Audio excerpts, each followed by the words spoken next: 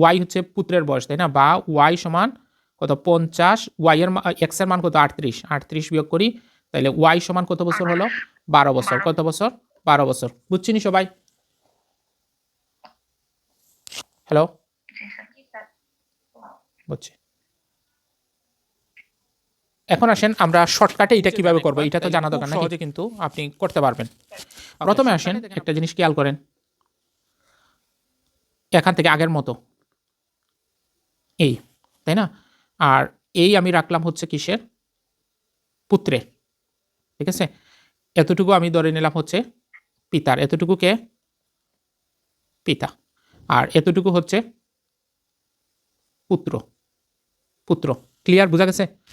আচ্ছা, এখন আমাকে বলেন এর পরেরটা আমি অন্য খালি দিই। দেখেন এখন যখন কি হবে বলেন, পুত্রের বয়স পিতার বয়সের কি হবে বলেন? বর্তমান হবে, মানে ওই এতটুকুর সমান হবে, তাই না? বর্তমান বয়সের সমান হবে। তখন কি ঠিক এই অংশটুকু এখানে বেড়ে যাবে কার বলেন তো? কার বাড়বে? পিতার। পিতার। এতটুকু পর্যন্ত বুঝছি, বুঝছি। আচ্ছা বলেন তো এই এতটুকু সমান এতটুকু, এই দেখেন এইটা সমান এইটা, আবার এইটা সমান এইটা, তাহলে তিনটা জিনিস সমান পাচ্ছি না? এখানে যা এখানে তা, আবার এখানে যা এখানে তা, সমান সমান তিনটা। কথা ক্লিয়ার? আচ্ছা এখন আমাকে বলেন তো ওই দুইটা সমান, মানে এখান থেকে এইটা এবং এইটা, এই দুইটা মিলে জাস্ট এতটুকু মিলে কত 50 বছর ছিল না? বলেন তো 50 বছর কিনা? হ্যালো, এই দেখেন এখান থেকে এই এতটুকু মিলে আর এতটুকু মিলে কত বছর বলেন? 50 বছর। আবার দেখেন এই সব মিলে কত বছর? সব মিলে কত বছর? 102 বছর না? 102 বছর না? বলেন তো 102 বছর কিনা? 102 বছর। তার মানে আপনি যদি 102 থেকে, ভালো করে বুঝেন, 102 থেকে যদি আমি 50 বছর বাদ দেই, কি বললাম?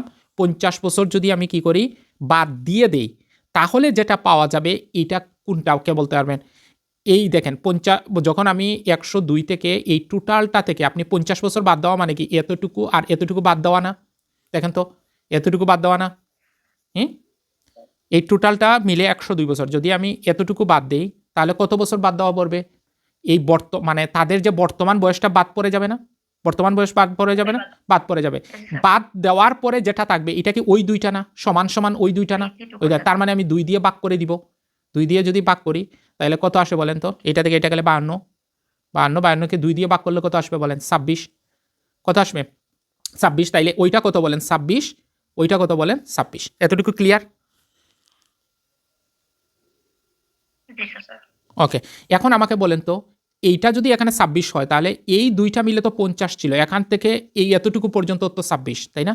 26, তাই না? 26 না? হ্যালো, এতটুকু তো 26। 26, তাহলে এইটা যদি 26 হয়, এইটা আর এইটা মিলেও তো 50 ছিল না? বর্তমানে 50 ছিল, তাইলে দেখেন এই 50 থেকে যদি আবার আপনি 26 বাদ দেন তাইলে ওইটা আর ওইটা সমান, ওইটা সমান, তখন এইটা আর ওইটা সমান থাকে না?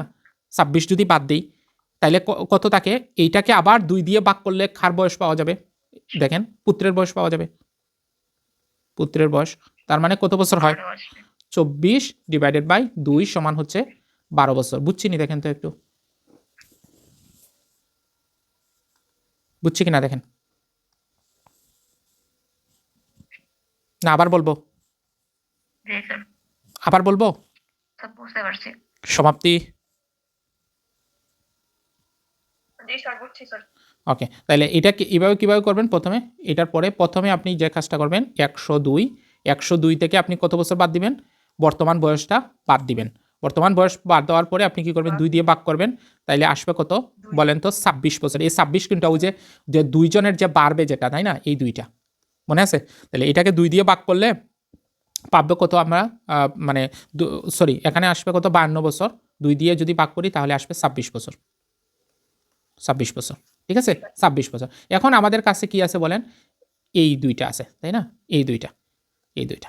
এখন ওই 26টা কি 26 বলে? এখান থেকে এই এতটুকু পর্যন্ত হচ্ছে 26, তাই না? মানে যেটা বাড়ছিল এটাই তো এখানে সমান ছিল 26। এখন এইগুলা মিলে কত? 50 না? 50, 50। এখান থেকে যদি আমরা 50 থেকে 26 বাদ দিই তাহলে ওইটা আর ওইটা তো সমান সমান, তাই না? সমান সমান। তাহলে ওইটাকে 2 দিয়ে যদি ভাগ করি তাইলে কত বছর আসে? 24কে 2 দিয়ে ভাগ করলে কত? 12। তাইলে ওইটা 12, ওইটা 12, তাইলে এটা কি মানে পুত্রের বর্তমান না? পুত্রের বর্তমান বয়স না, তাইলে হচ্ছে 12 বছর। পারবো নি? দেখেন।